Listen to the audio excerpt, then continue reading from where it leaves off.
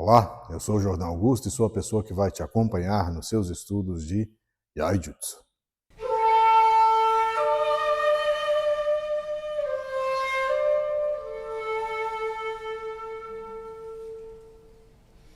Se você estudou e praticou as nossas aulas anteriores, então você já está preparado para essa nossa nova lição. Hoje eu vou te ensinar como melhorar a sua técnica. No primeiro estudo, nós vamos verificar a real distância entre o desplaçamento ou deslocamento da katana e o momento em que eu efetuo o saque da espada. Primeiro momento, nós temos que entender a distância do meu braço e a distância relacionada à katana. Eu não posso ter uma distância maior do que o que meu braço alcança. Se você observar bem, a máxima distância tem que ser o braço em um ângulo de 120 graus. Se ele passa disso, ele não tem tração e não tem condição de efetuar o saque. O motivo do deslocamento da katana é para facilitar o movimento da saya, que nós conhecemos como sayabiki. Assim sendo, se você observa de lado, o movimento máximo que eu posso realizar é o alcance da minha mão, para que do momento que a saya se desloque, eu tenha condição, tanto muscular como em relação ao movimento mecânico, de realizar o saque, seja ele em omote no ki, yoku no ki. Essa distância é muito importante e pode ser uma vilã quando você vai realizar um saque mais veloz, quando você vai realizar uma técnica de extrema velocidade. Outro detalhe muito importante, observe bem. O momento que nós deslocamos a katana e a minha mão está posicionada, eu devo ter muito cuidado com os dedos. Por quê? Do momento que eles se adaptam desta maneira, isso seria um erro. Eu não tenho condições de sacar daqui. Dedos sempre nesta posição, para que eu tenha a mecânica do ombro junto com a mecânica do cotovelo para a realização do saque. Um outro detalhe muito importante é o momento do sayabiki, a maneira como a minha mão vai realizar o saque. Eu não posso, da mesma forma que eu estou fazendo aqui, realizar aqui. Isso seria uma insegurança em relação ao movimento e poderia até se traduzir como a possibilidade de um desequilíbrio, de a mão escorregar no momento da sayabiki. Então, contrariamente à mão da katana, essa mão deve apoiar-se firme. Sempre com o detalhe do dedo mindinho, anular, médio e índice. Desta maneira, por quê? Também, se ela está muito firme, ela vai bloquear o movimento no seu cotovelo e no seu ombro e possivelmente a retração da katana vai ser muito mais lenta. Por quê? Vai existir uma pressão no ombro e uma pressão no cotovelo. E naturalmente, se nós falarmos em nível de energia, você vai perder muita energia no seu movimento. Então o ideal seria a mão desta maneira e a outra repousando sobre a saya para que possa realizar este tipo de movimento.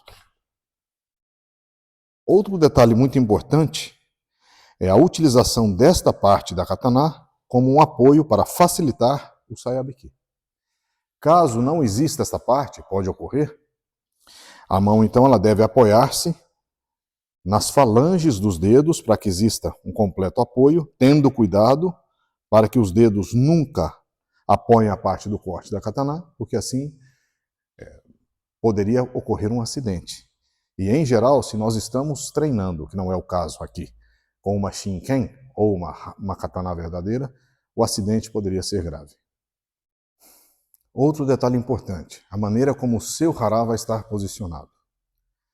No momento da execução da técnica, eu devo expirar. Eu devo, primeiramente, relaxar o meu corpo para que ele esteja totalmente vazio antes da realização do movimento. Quando eu estou com o pulmão cheio de ar, isso também vai dificultar a realização do movimento dentro de uma velocidade específica. Então, o certo seria exalar e, no momento da realização do movimento, inspirar para, então, exalar no momento da execução do movimento em si. Quando eu realizo a antecipação, a preparação com os pulmões cheios de ar, pode gerar um tipo de ansiedade, essa ansiedade pode gerar um tipo de angústia, essa angústia pode gerar algum tipo de insegurança, e aí, a partir daí, uma série de somatizações no caso do corpo físico. Nós presenciamos muito isso no caso de exames, no caso de exibições que são importantes, até chegar ao ponto da pessoa ficar completamente bloqueada, não conseguir realizar a técnica, ou mesmo realizá-la de maneira torpe, sem nenhum tipo de conteúdo. Outro detalhe importante são os vazios do ombro e do cotovelo. O que quer dizer isso? Devem estar completamente relaxados. Quando estão tensos, emanando algum tipo de energia yang, naturalmente vai existir o bloqueio nessa região do braço, o que vai dificultar ainda mais o seu movimento se nós levarmos em consideração o Hara-Gei, a energia que surge do Hara e flui através das mãos. Assim sendo, é muito interessante que antes de executar a técnica, mantenha os braços relaxados, o ombro como se estivesse caindo, para então, somente a partir daqui, existir algum tipo de tensão. Antes disso, é muito importante que você esteja completamente relaxado, até porque se você for executar uma técnica com um companheiro, é muito importante que o seu olhar, a sua mente e o seu coração estejam tranquilos, para que você possa fluir dentro dos movimentos do adversário. No estudo da nossa primeira técnica, no caso dos cortes, nós também vamos analisar esse tipo de situação. Quando eu tenho o ombro muito carregado de energia yang, o que seria errado, ele vai fazer isso. Isso seria um erro. Por isso nós falamos que ele deve estar completamente relaxado. O que se movimenta é o cotovelo e as mãos. O ombro não pode fazer isso, isso seria um erro. Então, é muito fácil eu apertar as axilas, sentir o Hara, sentir a energia nas axilas e preparar o movimento do corte. Meu professor falava que em um único corte nós temos 6 tipos de vazio. A que ele se referia quando fazia esse tipo de referência?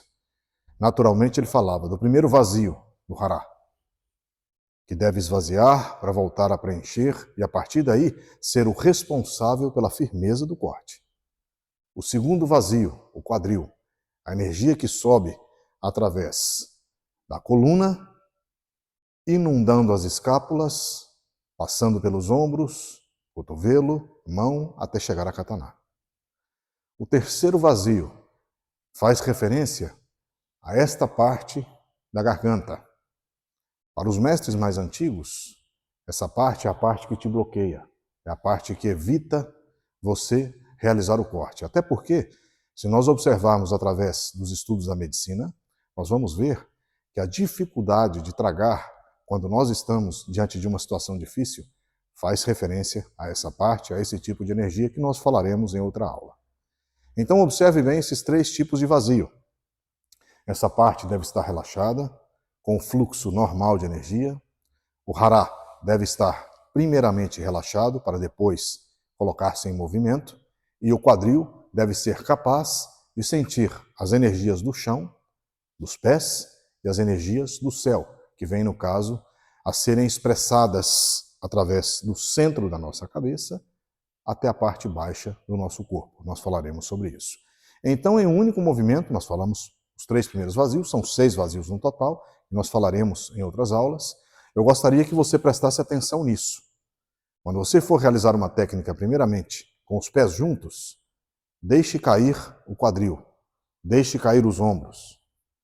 Sinta bem a katana na sua mão, como ela repousa. A partir daqui, sinta as axilas e o movimento que deve ser realizado.